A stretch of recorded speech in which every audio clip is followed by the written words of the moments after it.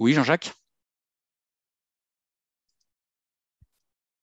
Alors, c'est par rapport au moment où tu parlais dans la pratique philosophique, de l'animateur qui questionne quelqu'un d'autre Oui, et qui est disponible, y compris pour voir quelque chose qui va pas dans ce que l'autre a dit. oui. Voilà. Donc, je me posais la question de est-ce que cette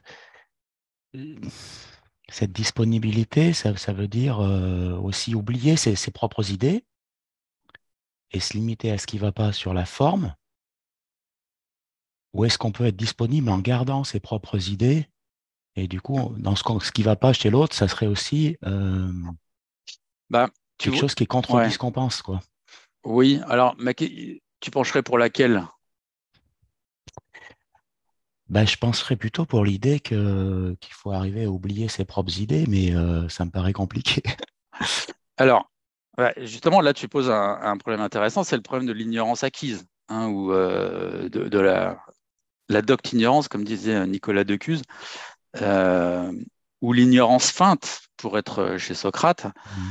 Mhm. Mais ce que je te propose, c'est que il y a toujours un moyen de mettre de côté momentanément ses opinions. Mhm. Bah, c'est l'idée de suspendre son propre jugement, justement, de faire les poquets, le Mhm. petit, le petit retrait ou le pas de côté, qui est de dire, Mhm. voilà, j'oublie tout ce que je sais momentanément, en tout cas je fais comme si, et je me rends complètement disponible à autrui, et même si j'ai des choses qui me choquent, dans ce que dit l'autre, bah, Mhm. je ne me choque pas, je ne m'indigne pas, hein. C'est encore une idée de Spinoza, hein. Je sais plus ce qu'il disait, ne pas se plaindre, ne Mhm. pas protester, mais juste comprendre. C'est ça la disponibilité.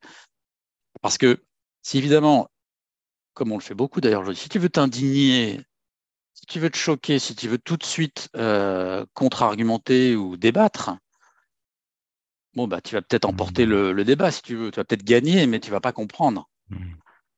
Et donc, tu te, tu te rendras indisponible parce que tu veux, en fait.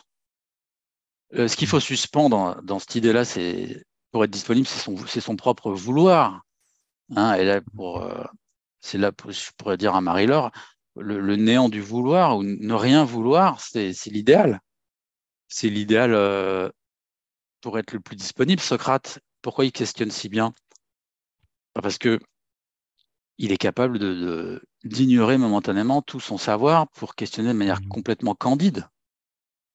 Alors, on va dire peut-être que c'est une feinte, il fait Mhm. semblant, en fait, il sait plein de choses, oui, certainement. N'empêche que il arrive à mettre de côté ce. Et je pense que enfin, c'est un exercice, un travail sur soi à faire. Et c'est le travail que tout bon questionneur Mhm. devrait être capable de faire. Alors, ça répond à ta question? Ah ouais, ça répond. Et c'est un long travail, je crois.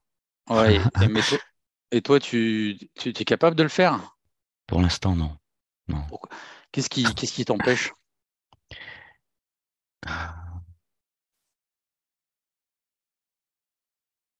Peut-être j'ai un peu du mal à oublier mes propres idées.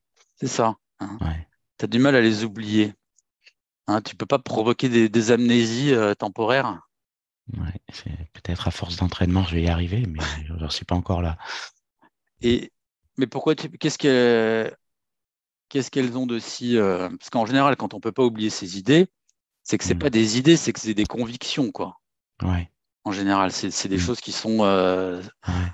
Ce sont des. Comme en politique, hein, évidemment, ils peuvent pas oublier Ouais. leurs idées parce que leurs idées déterminent finalement leur Ouais. vie, quoi. Ouais. Mais si tu as des convictions, ben, je te conseille de les mettre rapidement de côté pour faire cet Hmm. exercice parce que ça va nécessairement poser Hmm. problème. Parce qu'il y a toute une catégorie de Ouais. gens avec qui tu vas pas pouvoir être disponible.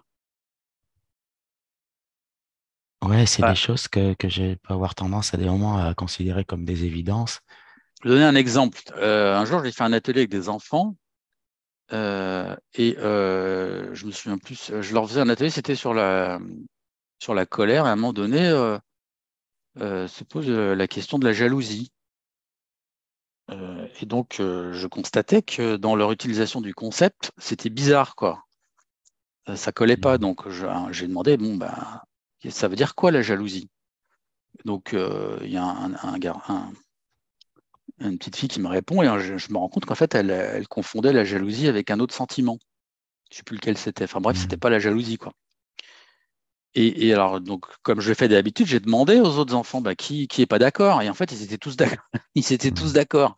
J'étais bien embêté parce que Mhm. je me voyais face à 7 ou 8 enfants qui étaient tous d'accord sur la définition d'un mot. Mhm. Moi, j'étais la position de l'adulte qui était censé savoir, mais j'étais aussi l'animateur philo. Donc, donc, du coup, bah, j'ai accepté leur définition un peu bizarre de la jalousie. Puis bon, l'atelier a fonctionné, hein.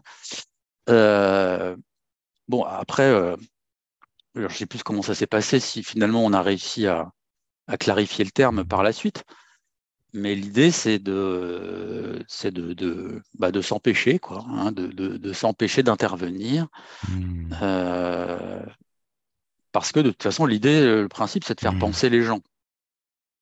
Donc à Ouais. partir du moment où on les fait penser, bon, même s'ils ont ils peuvent avoir des concepts qui ne sont pas adéquats, à la limite, peu importe, Ouais. quoi. Sauf si à un moment il y a un problème logique. Ça, du coup, Voilà. Ouais, tu peux intervenir. oui, en général, c'est ce qui Ouais. se passe parce que la définition, c'est bien, mais après, la Mhm. définition, enfin, le concept, il intervient dans des phrases, dans des propositions. Et s'il y a une mauvaise définition, en général, ça va poser problème. Donc, ça va se voir après, Mhm. ça va se régler de soi-même, en fait. Mhm.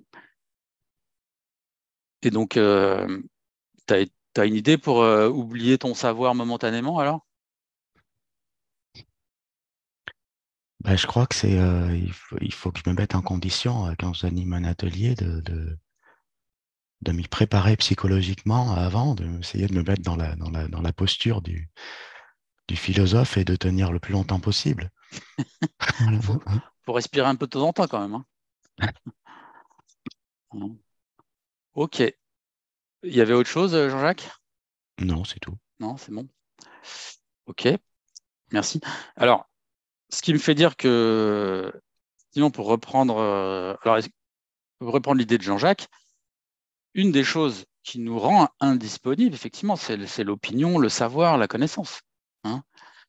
Parce que, et je dirais, plus on en a, et pire c'est, parce que plus on a de la connaissance, et alors, sauf exception, plus on a envie de la partager en général, voire de l'imposer, plus on risque de devenir dogmatique, et donc moins on risque d'être disponible pour questionner l'autre de manière candide ou pour accepter euh, je dirais les idées des béotiens, quoi.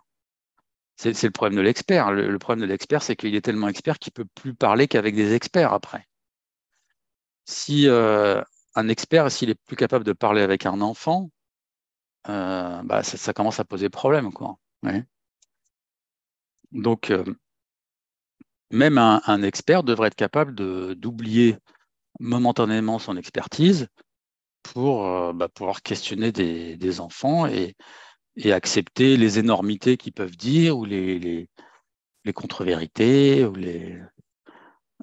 les stupidités, enfin peu importe, hein. Mais c'est, l'idée, c'est d'entraîner l'autre à penser